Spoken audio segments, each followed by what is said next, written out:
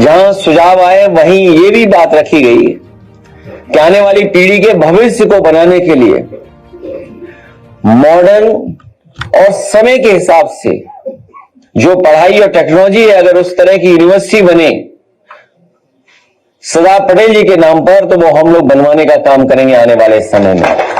उनके सम्मान के लिए भी कोई बड़ा काम और भी करने का काम करेंगे। जब SIR हो रही है उत्तर प्रदेश में, SIR बड़ी एक्सरसाइज है जहां पर सरकार के अधिकारी हर घर जाएंगे, हर घर में विजिट करेंगे, हर वोटर से संपर्क जुड़ेगा, वहीं पॉलिटिकल पार्टी के लोग भी जुड़ेंगे, वो भी अपनी वोटर लिस्ट ठीक कराने के लिए BLO के साथ संपर्क रखेंगे। उस समय हम लोग मांग करते हैं कि जब इतनी बड़ी एक्सरसाइज हो रही है हर वोटर की, इतनी बड़ी वोटर लिस्ट बनने जा रही है, तो एक महत्वपूर्ण डेटा जो हम सब लोग मांग करते रहे हैं, उसके लिए केवल एक कॉलम और बढ़ाना है। जाति जनगणना तो बाद की बात है, लेकिन प्राइमरी जाति जनगणना तो हो ही सकती है। इसलिए हमारी मांग है कि SIR में एक कॉलम और दिया जिससे जाति जनगणना की जा सके। और भविष्य में, क्योंकि पॉलिसी मेकिंग है, हमें योजनाएं लागू करनी है या तमाम गरीब परिवार के लोगों तक योजनाएं पहुंचानी है, आर्थिक सामाजिक रूप से उन्हें बराबर खड़ा करना है। जिस तरीके से मंडल कमीशन, बाबा साहब भीमराव अम्बेडकर जी और तमाम लोगों ने समय समय पर समाज को आगे बढ़ाने के लिए जो फैसले लिए, अगर SIR में एक कॉलम बन जाएगा और जाति जनगणना हो जाएगी तो हमें सामाजिक न्याय के राज्य की स्थापना के लिए और आसानी हो जाएगी। हमें उम्मीद है कि सरकार इस बात को मानेगी और ये जो हमारा सुझाव है इसको लागू करेंगे। तो मुद्दे बिहार में उठाए जा रहे हैं, आखिरकार भारत सरकार इतने सालों से क्या कर रही थी, या लॉ एंड ऑर्डर के सवाल पर जो आज दूसरे दलों को घेर रहे हैं, इतनी बड़ी घटना हो जाना, जहां पर हत्या होना, तो इससे तो पता लग रहा है कि लॉ एंड ऑर्डर क्या है वहां, और वो भी चुनाव के दौरान। अगर इतनी बड़ी घटना हो रही है तो प्रश्न लग रहा है कि आखिरकार सरकार क्या काम कर रही है, भारत सरकार क्या काम कर रही है। आखिर अगर हम देखते हैं तो सबसे ज्यादा असुरक्षित महिलाएं, बेटियां कहीं हैं तो वो उत्तर प्रदेश में हैं। पहले एक गाड़ी पलटाई थी, वो सरकार पलटने से बचाई थी, वो विकास दुबे थे, और अखिलेश दुबे को भी इस डर से जिंदा रखे हुए हैं, बचा रहे हैं। सच्चाई बाहर आ गई तो सरकार चली जाएगी, सरकार की पोल खुल जाएगी, लॉ एंड ऑर्डर की पोल खुल जाएगी। इसमें आप लोग हमारा सहयोग करो। देखिए, जो रुपया और बढ़ना चाहिए, हमारे किसान जो गन्ने की पैदावार कर रहे हैं, गन्ने की कीमत अच्छी मिलनी चाहिए और कम से कम वो भाव मिलना चाहिए जिससे उसके परिवार में खुशहाली आए, लाभकारी मूल्य हो।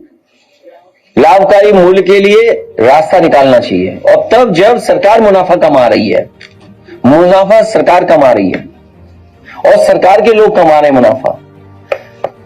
कितने वर्ष लग गए उन्हें गन्ने की कीमत बढ़ाने में, और विज्ञापन कितना बढ़ा दिया इन्होंने, और अंग्रेजी के अखबार में विज्ञापन दिया। बताओ कितने किसान पढ़ लेंगे अंग्रेजी के विज्ञापन को।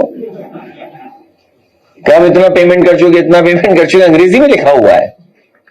और खाद है नहीं, DAP है नहीं, कीटनाशक दवाइयां महंगी, डीजल कितना महंगा था। हाँ, NPK कुछ भी नहीं है, NPK नहीं है, बताइए आप। और फिर जब धान तैयार है हमारे किसानों का, बताओ कहां खरीद हो रही है धान। MSP जो तय है वो भी कहीं उपलब्ध नहीं, कहीं दिन नहीं ले पा रहा किसान। कोई जिला नहीं है, फतेहपुर के कहीं MSP नहीं मिल रही होगी। 1600-1700 में बताइए आप कौन ले जा रहा है। और MSP का जो ऐलान है वो कितने का है, वो आगे का बीज का कौन ले जा रहा है पैसा। सोचिए कहां जा रहा है पैसा।